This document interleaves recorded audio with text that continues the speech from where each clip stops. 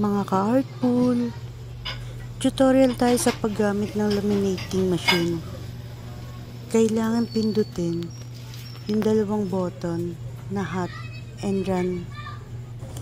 Then iset nyo yung pinaka-timer kung anong gusto nyong init.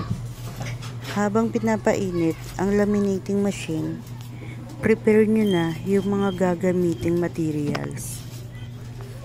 Ang gagamitin natin ay laminating film size A4.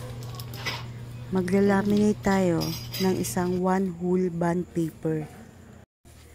Kailangan ipit nyo ng maigi at maayos ang bond paper sa laminating film.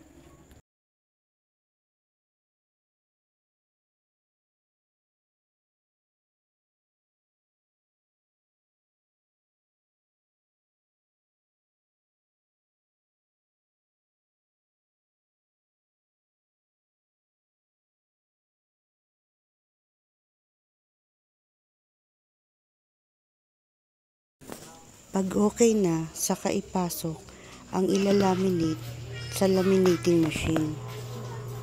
Tignan maigi kung nagdikit na ang bond paper at laminating film. Etong laminating machine, meron siyang reverse.